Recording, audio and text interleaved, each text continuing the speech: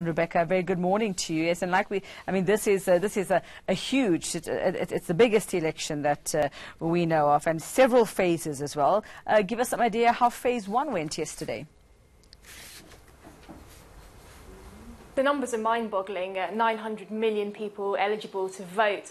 Yesterday, there were about 140 million people who are eligible to vote across 20 states and union territories. Now, the Election Commission said that turnout was basically in line with 2014 numbers. So that's a very positive sign. But given the scale of this exercise and tens of millions of people turning out to vote, it wasn't necessarily a very easy process, and not everything went completely smoothly. There are a lot of reports of some of the electronic voting machines malfunctioning or having glitches across a few states in the country. There were also incidents of violence. In Andhra Pradesh, in the south of India, there were 2 people that were killed in clashes. Those were workers, and this took place at 2 separate polling booths. There was also a report of somebody being killed in Indian-administered Kashmir, and then a couple of blasts were also reported, which were believed to have been carried out by Maoist rebels in Chhattisgarh and in Maharashtra.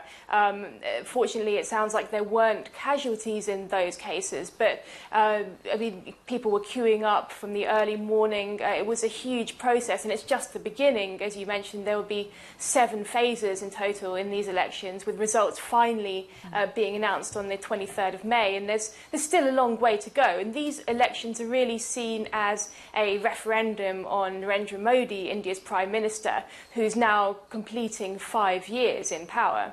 Rebecca, what are the issues that are top of mind for Indians as they head to the polls? What are their biggest concerns? What are they saying about Narendra Modi's rule already, and whether they're happy or unhappy about that?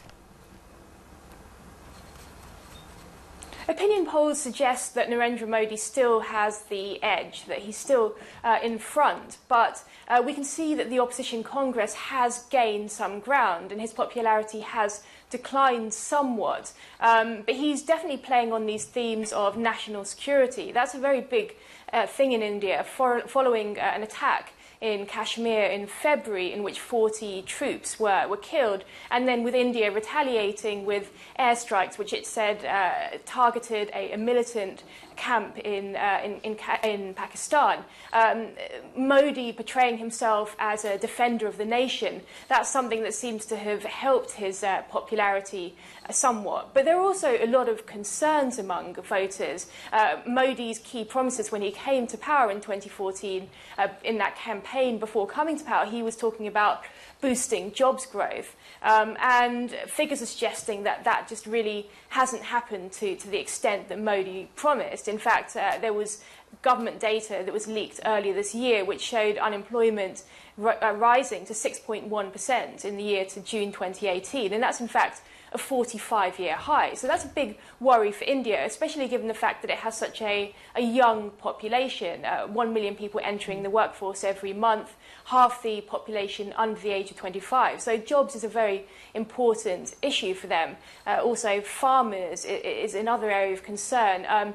Again, Modi did promise to help improve the lives of farmers when he came to power, but we're seeing that there's still a lot of distress among the farming communities in India, high levels of farmer suicide, that they're struggling with high levels of debt, failing to get enough money for their produce to allow them to be profitable. So again, that's a very important pool of voters, with half the population depending on agriculture for their livelihoods. And then the opposition Congress is also sort of playing on these, what it would describe as failures of the government, and it's announced plans in its manifesto for a farmers-only budget, plans to to waive farmers' debts and so on. So you can really see how the two parties, the two main political parties, are competing over these issues, and that these things are really coming into very sharp focus for voters. Very quickly for us, Rebecca. So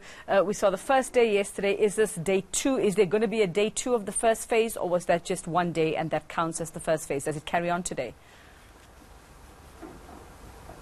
No, so that's completed now. So polling closed last night, and that first phase is completed. Now the next phase is on the 18th of April. So that's what we'll be looking forward to. That's the second phase of voting, and then it will continue. Each phase only lasts one day. Okay, great. Thanks very much for that, Rebecca Bandan, just bringing us the latest there on this mammoth election and voting happening in India.